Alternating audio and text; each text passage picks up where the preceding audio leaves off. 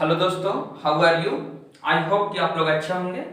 तो चलिए आज का केमिस्ट्री के इस सेशन में लेकर के हम आए हैं पदार्थ के बारे में। ठीक है, ये है पदार्थ, द्रव या मैटर।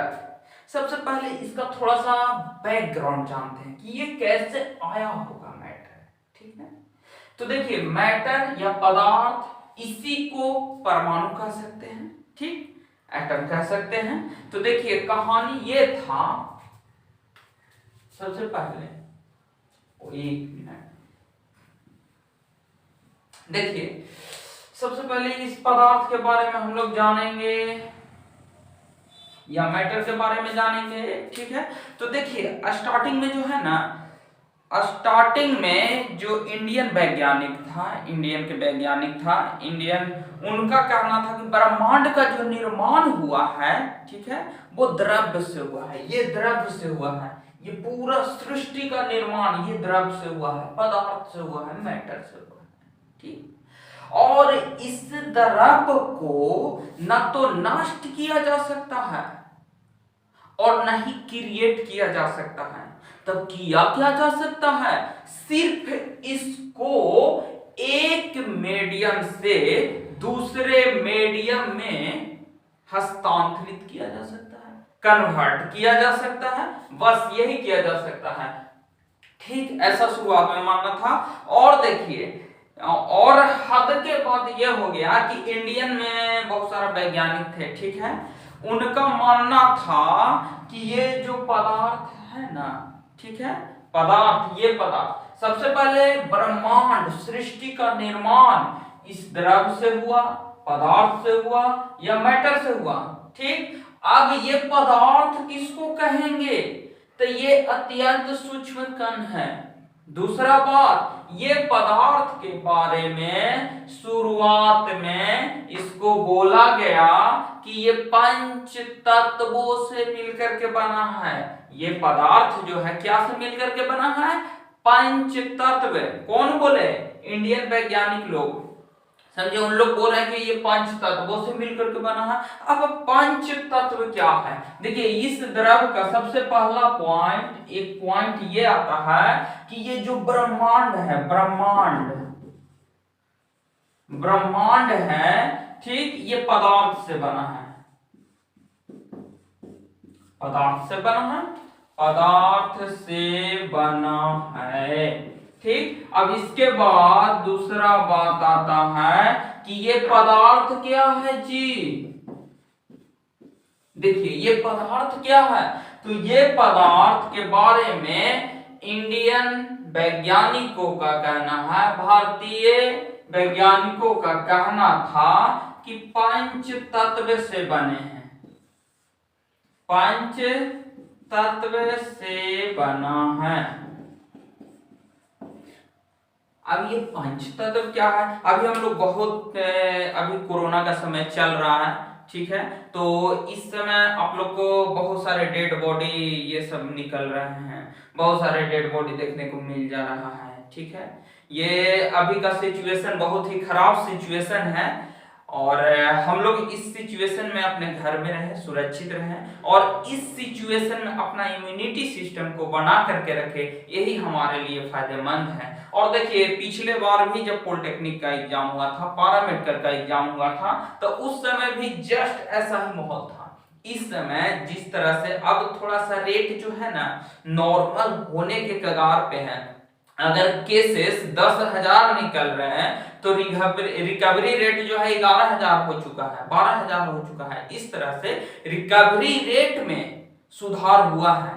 ठीक है, तो पिछले बार भी जस्ट इसी तरह से हुआ था और धीरे धीरे धीरे धीरे कर करके समय बीतते गया था और जैसे ही लॉकडाउन यानी पूरी तरह से थोड़ा सा समान स्थिति हुआ था, सारा एग्जाम लेना शुरू हो गया था। उसी समय पॉलिटेक्निक का एग्जाम हुआ, पैरामेडिकल का एग्जाम हुआ था, बीएससी नर्सिंग के लिए एग्जाम हुआ था और सारा एग्जाम हुआ था। तो इसीलिए स्टूडेंट से मेरा यह सलाह रहेगा कि इस कोरोना समय में जितना ज्यादा से ज्यादा सेल्फ स्टडी करें, क्योंकि बहुत लोगों की पढ़ाई बाधित है और जिनकी पढ़ाई बाधित है, ठीक है, वो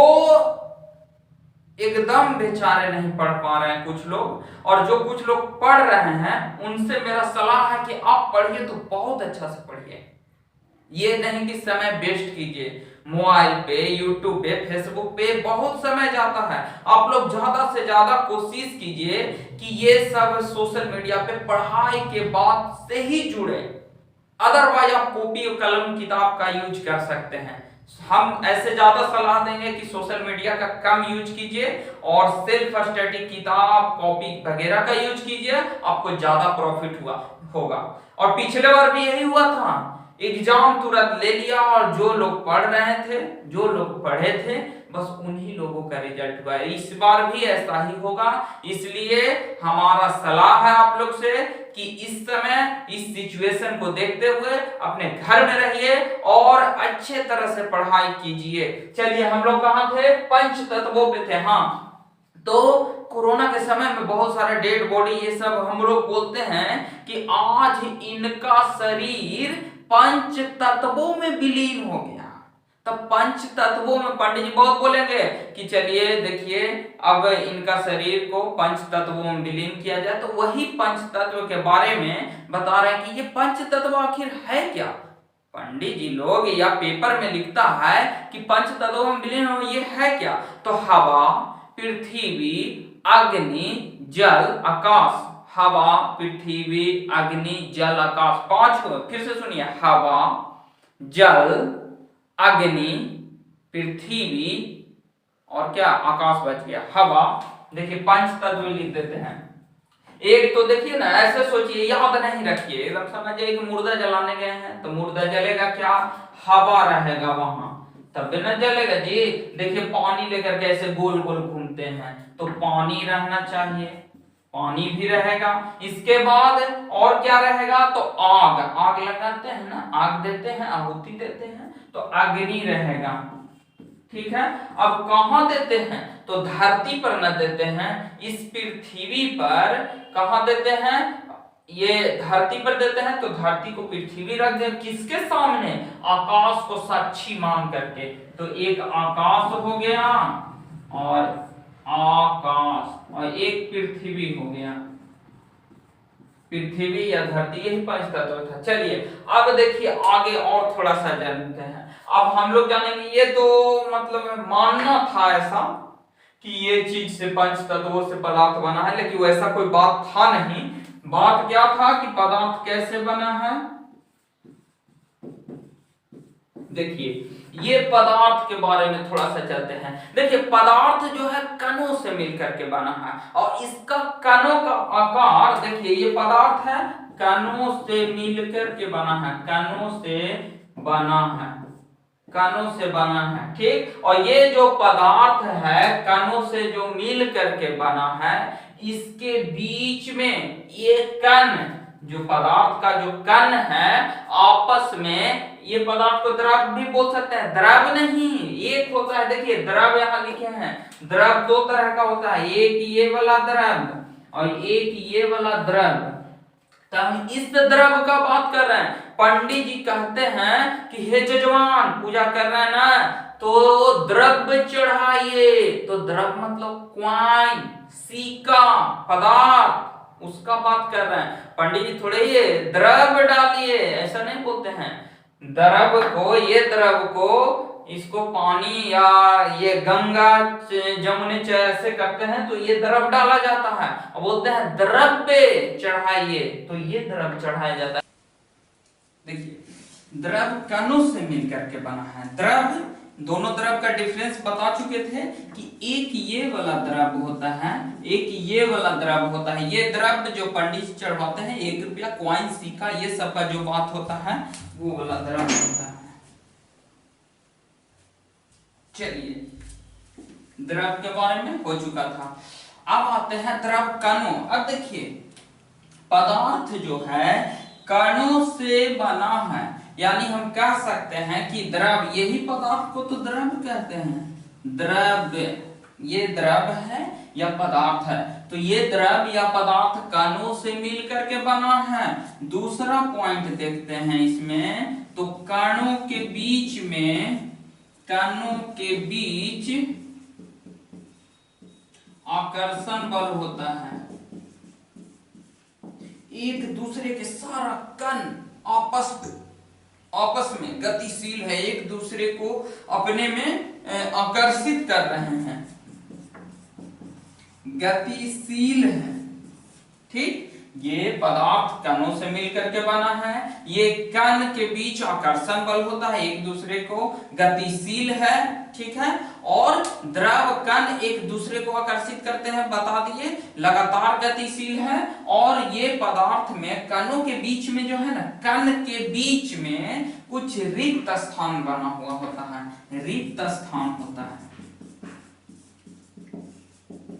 कणों के बीच थोड़ा सा रिक्त स्थान होता है, गतिशील होते हैं, कणों के बीच आकर्षण बल होता है। ठीक है, अब देखिए कण के बारे में आ गए, पदार्थ के बारे में आ गए, अब इसको मिटाते हैं, अब आगे चलते हैं।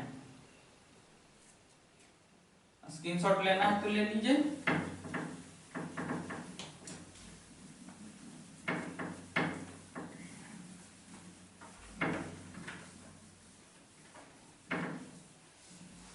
चलिए देखिए, अब आते हैं पदार्थ के बारे में। पदार्थ का कितना भेद, तो पदार्थ को दो भागों में बांटा गया है। एक हो गया भौतिक परिवर्तन, एक हो गया रासायनिक परिवर्तन। अच्छा, भौतिक परिवर्तन में जो है तीन भागों में बांटा गया है, ठोस, द्रव, गैस। ठोस, द्रव, गैस, ठोस, द्रव, गैस। ठीक, और रासायनिक परिवर्तन में एक को रासायनिक वर्गीकरण में पदार्थ को दो भाग में बांटा गया है। एक हो गया शुद्ध पदार्थ, जो शुद्ध पदार्थ है उसको एक साइड में रख दिए। एक हो गया अशुद्ध पदार्थ, उसको एक साइड में रख दिए। अब फिर शुद्ध पदार्थ में भी दो भागों में बांटा गया है, तत्व और एलिमेंट।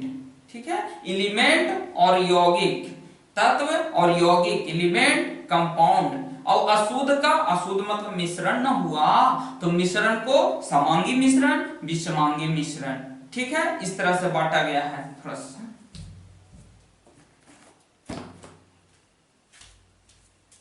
देखिए, सबसे पहले इस पदार्थ को बांटने के लिए दो भागों में बांटा गया है।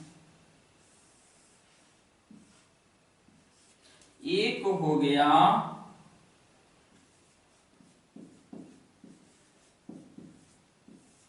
भौतिक वर्गीकरण, एक हो गया भौतिक वर्गीकरण और एक हो गया रासायनिक वर्गीकरण।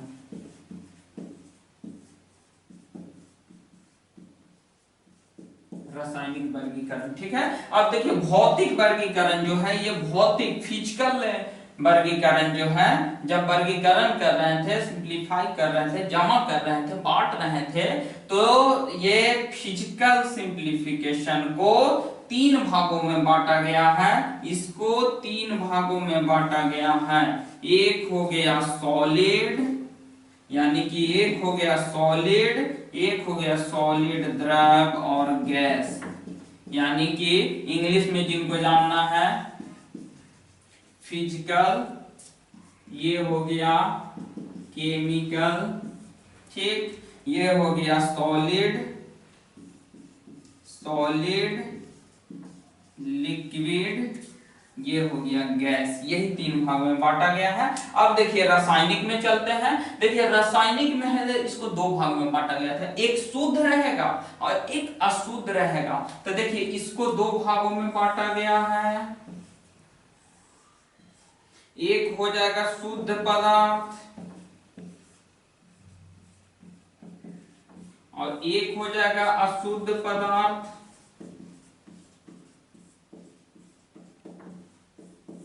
ठीक, ये है शुद्ध पदार्थ, अशुद्ध पदार्थ, यानी कि प्योर मैटर और इम्प्योर मैटर। अब प्योर मैटर को, ये प्योर मैटर है, शुद्ध पदार्थ है, इसको भी दो भाग में बांटा गया है। शुद्ध पदार्थ को कितने भागों में? दो भाग में बांटा गया है। एक हो गया तत्व, शुद्ध पदार्थ को दो भागों में बांटा गया है।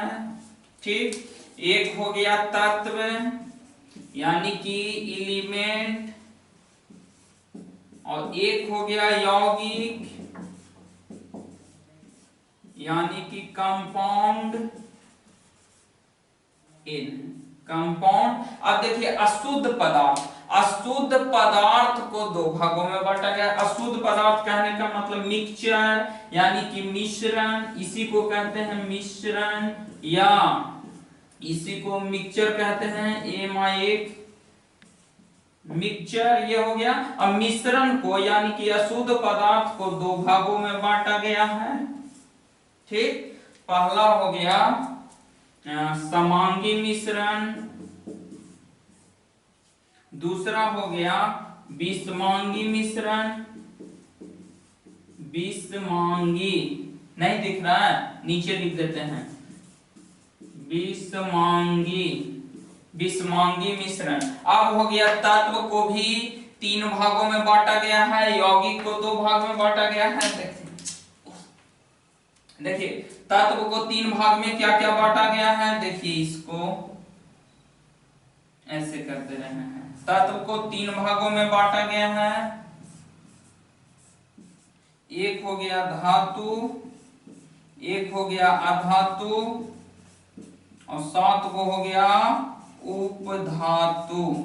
ठीक, फिर से आइए और भी थोड़ा सा चल देते हैं। ये तत्व को तीन भागों में बांटा गया है, यौगिक कंपाउंड को। एक हो गया कार्बनिक कंपाउंड और एक हो गया अकार्बनिक, मतलब वैसा लिक्विड जिसमें कार्बन हो, वैसा लिक्विड जिसमें कार्बन हो नहीं हो, यही दो भाग में बांटा गया है। एक जो कार्बन के साथ जो लिक्विड, जो सॉलिड, जो पदार्थ कुछ भी है, अगर उसमें कार्बन हो उसको एक भाग में बांट देंगे, और एक अकार्बनिक यानी कि विदाउट कार्बन वाला जो रहेगा उसको एक में बांट देंगे। एक हो जाएगा कार्बनिक और एक दूसरा हो जाएगा, ये यौगिक का बात है, अकार्बनिक यौगिक, अकार्बनिक यौगिक। ठीक है, अब देखिए इसमें थोड़ा सा कहानी आ जाते हैं। भौतिक वर्गीकरण, भौतिक मतलब फिजिकल का बात कर रहा है, हम उसको देख सकते हैं। ये जो भौतिक परिवर्तन है ना, ये भौतिक वर्गीकरण, इसको हम छू करके, सॉलिड है कि गैस है, एकदम छू करके सामने देख करके इसको काम करते हैं, तो ये भौतिक हो गया। भौतिक परिवर्तन आपको देखते देखते दूसरा चीज में परिवर्तन, जैसे आग लगाइए या कोई चीज पिघलाइए तो आप उसको देख रहे हैं और वो पिघल रहा है, तो ये हो गया भौतिक परिवर्तन। और भौतिक परिवर्तन हो गया, इसके बाद ये हो गया रासायनिक परिवर्तन। भौतिक परिवर्तन में ऐसा भी कि उसको दोबारा बना सकते हैं, ठीक, और रासायनिक परिवर्तन में दोबारा नहीं बना सकते। अब देखिए भौतिक में तीन तरह का जाना था, ठोस, द्रव, गैस, अभी इसके बारे में चर्चा करेंगे। और इसमें शुद्ध पदार्थ, शुद्ध पदार्थ हो गया, शुद्ध पदार्थ में भी दो भाग में बांटा गया, एक हो गया तत्व, एक हो गया यौगिक। तत्व को तीन भाग में बांटा गया है, धातु, अधातु, उपधातु, और यौगिक को दो भाग में बांटा गया है, कंपाउंड और नहीं, कार्बनिक और अकार्बनिक। और इसमें अशुद्ध पदार्थ को भी, मिश्रण को भी समांगी और विषमांगी दो भागों में बांटा गया है। सबके बारे में अब बारी बारी से हम लोग डिटेल जानेंगे। चलिए देखिए,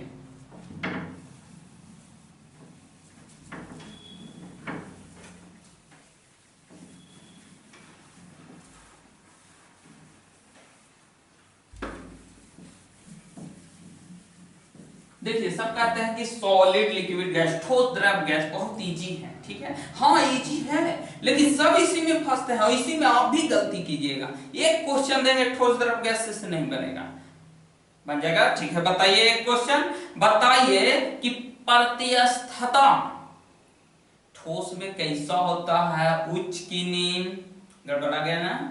अब प्रत्यस्था मतलब होता क्या है, अंतराण्विक बल किसमें ज्यादा होता है, ठोस में, द्रव में, गैस में, तो अंतराण्विक बल समझ में आएगा तब ना। असंपिंडीयता का गुण किसमें ज्यादा पाया जाता है, अब असंपिंडीयता का गुण पता रहेगा तब ना, इसलिए चलिए ठोस, द्रव, गैस हेडिंग देते हैं। देखिए ठोस, ठोस, द्रव, गैस, ठीक, ठोस, द्रव, गैस, ठोस, द्रव, गैस, एकदम रट जाइए, ठोस, द्रव, गैस। अब क्या होता है, फिगर थोड़ा सा दिखा देते हैं आप लोग को। ये है ठोस, देखिए तीनों का फिगर देखिए, इसमें जो पॉइंट रहेगा ना, इसमें पॉइंट बहुत ही नजदीक नजदीक रहेगा, अणु जो रहेगा ना बहुत नजदीक, इसमें थोड़ा दूरी दूरी पे रहेगा, ठीक, इसमें बहुत दूरी दूरी पे रहेगा, इसमें जो अणु रहेगा बहुत दूरी दूरी पे रहेगा, ठीक। ये अच्छा, इसका ठोस का डिफिनेशन, जिसका यहीं पे ऊपर में थोड़ा सा डिफिनेशन लिख देते हैं।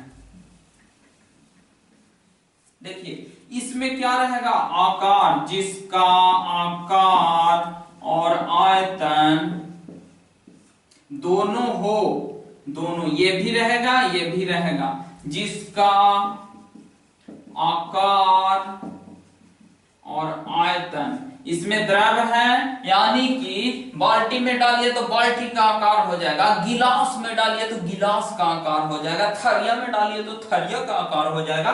मतलब कि इसका आकार फिक्स नहीं है, लेकिन केजी भी घटता है। 1 केजी पानी लोटा में डालिए तो वो 1 केजी न रहेगा जी, लोटा का वजन अगर छोड़ेंगे तब। थाली में डालिए तो 1 केजी न रहेगा। अब वो बाल्टी में डाल दीजिए तो बाल्टी का वजन हटा करके हम बोल रहे हैं, ये ना कि बाल्टी के साथ बाल्टियों के साथ थरियों के साथ आप तौल लीजिएगा तो वो नहीं होता है। चलिए देखिए इसमें क्या होगा, आकार क्या रहेगा, आकार तो देख रहे हैं चेंज हो ही जा रहा है जी, यानी कि आकार नहीं रहेगा, आकार जैसा डालिए, आयतन चेंज हो रहा है नहीं ना, यानी आयतन फिक्स है द्रव का। तो डिफिनेशन बना कि जिसका आयतन फिक्स हो, आकार अनिश्चित हो, ठीक। अब गैस में देखिए, गैस देखे हैं ना, गैस को देखिएगा कि अगर हवा में रख दीजिए तो उड़ जाएगा, ठीक। गैस को खोल के रख दीजिए, क्या केजी बचेगा, 1 केजी नहीं बचेगा। इसलिए ना इसमें आकारों भी इसका फिक्स नहीं रहता है, आकार आयतन कुछ नहीं फिक्स रहेगा। 10 केजी गैस लेकर का ये खोल दीजिए और गैस कुछ सिलेंडर में लाइए तो सिलेंडर का आकार हो जाएगा, बड़का को टैंक के भर के लाइए तो टैंक का आकार गैस का हो जाएगा, 4 फुट में भर के लाइए तो वैसे आकार हो जाएगा, ठीक। ये हो गया, ये डिफिनेशन हुआ कि जिसका आकार है आयतन ये। अब देखिए इसके बीच में ये पॉइंट से बहुत सारा चीज आप लोग को दिख जाएगा, ठीक है। सबसे पहला बात पूछेगा कि अणुओं के आकर्षण बल कैसा होगा। देखिए क्वेश्चन है अणुओं के आकर्षण बल, आकर्षण बल 1, ठीक। अब देखिए ठोस में कैसा रहेगा, तो देखिए इसके बीच में आपको बताया कि पॉइंट नजदीक नजदीक रहेगा, अणु नजदीक नजदक रहेगा, तो ये दोनों का आकर्षण बल कैसा रहेगा, तेज रहेगा, बहुत हार्ड। नजदीक नजदीक आदमी रहेगा तो एकदम एक दूसरे को जल्दी नहीं खींच लेगा जी, हमारे नजदीक में कोई है, हाथवे डाल के इसे खींच देंगे, और दूर है खड़ा कोई आदमी तो क्या करेंगे, हाथवा डालने चुनावे नहीं करेगा, रस्सी फेंकेंगे एकदम कि लो पकड़ो जी, तब उसको खींच करके निकालेंगे, चाहे तालाब से है कहीं भी है। तो वही कहता है कि ठोस में अणुओं के आकर्षण बल एकदम अधिक होगा, उच्च होगा, क्या होगा, उच्च होगा, और गैस में निम्न होगा, सबसे कम होगा। ठोस द्रव में तो इससे यानी ठोस से कम, ठोस से कम, और निम्न गैस से ज्यादा। चलिए दूसरा क्वेश्चन आते हैं, अणुओं का आकर्षण बल हो गया।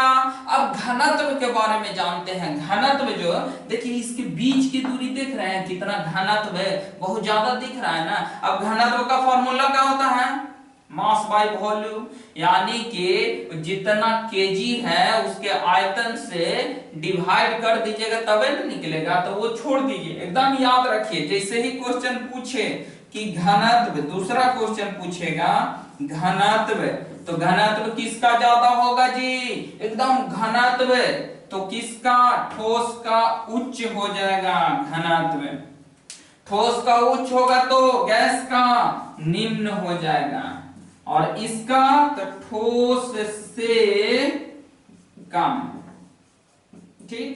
तीसरा बात जानते हैं, देखिए तीन घनत्व हो गया। अब जानते हैं अंतराणुक बल, इधर हाँ देखिए, अब जानते हैं एक होता है अंतराणुक बल, इसमें बहुत कंफ्यूजन होगा, एक होगा अस्पिंडीयता का गुण, एक होता है अंतराणुक बल। देखिए अंतराणुक अंतराण्विक बल, छोटा छोटा लिखते हैं, अंतराण्विक बल।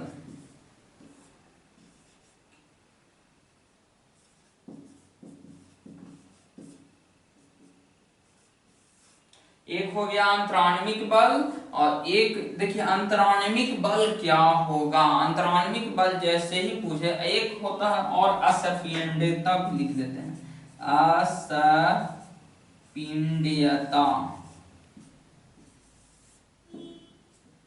ठीक, अब देखिए असंपिंडीयता का गुण अंतराण्विक बल। अंतराण्विक बल जो है ठोस में सबसे कम होता है। अंतराण्विक बल ठोस में सबसे कम होता है। जैसे ही अंतराण्विक बल पूछा ठोस में तो कम। देखिए अंतराण्विक मतलब अंतर तो बहुत कम होगा ना, क्योंकि ये पॉइंटवा तो नजदीक नजदीक है ना, तो इसके अंतर सबसे कम रहेगा। तो अंतर जैसे ही बोले अंतराण्विक बल यानी अंतर, तो सबसे कम हो जाएगा ठोस में, सबसे ज्यादा हो जाएगा यानी कि उच्च हो जाएगा किसमें, गैस में, और इसमें ठोस से ज्यादा रहेगा। ठीक, अब आ जाता है असंपिंडीयता का गुण।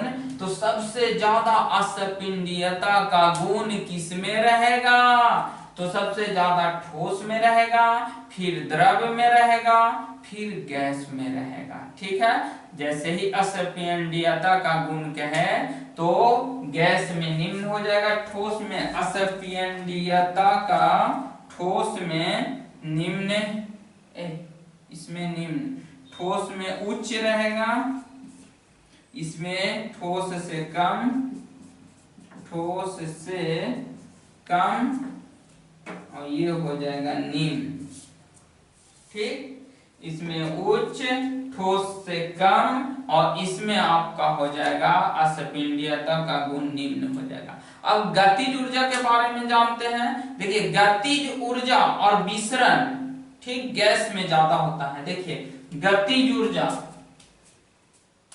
एक हो गया गतिज ऊर्जा, गतिज ऊर्जा, एक हो गया और विसरण का दर, विसरण 5, 6। विसरण, गतिज ऊर्जा सबसे ज्यादा किसमें होता है, तो जैसे ही विसरण पूछे तो विसरण मतलब पिघलना, विसरण मतलब पानी इधर उधर चल जाता है जो आसानी से बह जाता है। तो सबसे ज्यादा विसरण कौन करेगा, गैस करेगा, इससे कम ठोस, द्रव, और इससे ठोस तो एकदम नहीं कहीं बहेगा, देखे हैं कहीं, तो कहीं नहीं बहेगा। ठीक, गतिज ऊर्जा भी तो वही हो जाएगा, विसरण का दर सबसे पहले गतिज ऊर्जा, तो विसरण का दर सबसे कम इसमें होगा ठोस में। गतिज ऊर्जा भी जब ये पानी जैसे कम विसरण करेगा, कम चलेगा, यानी कि गति कम किया ना, तो गति कम करेगा तो कम ना इसमें हो जाएगा, तो कम हो जाएगा। जब इसमें कम, तो एक एक दिन के बचबो क्या पता रहेगा कि उसमें क्या ज्यादा, उच्च, ज्यादा, कुछ भी लिख दीजिए, ज्यादा, ज्यादा।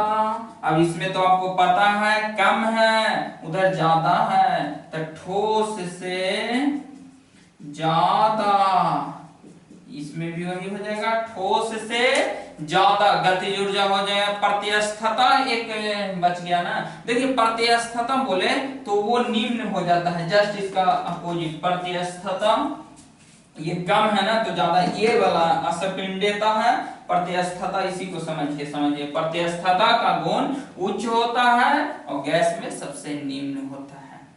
चलिए ठीक है, इतना हो गया, अब आगे चलते हैं।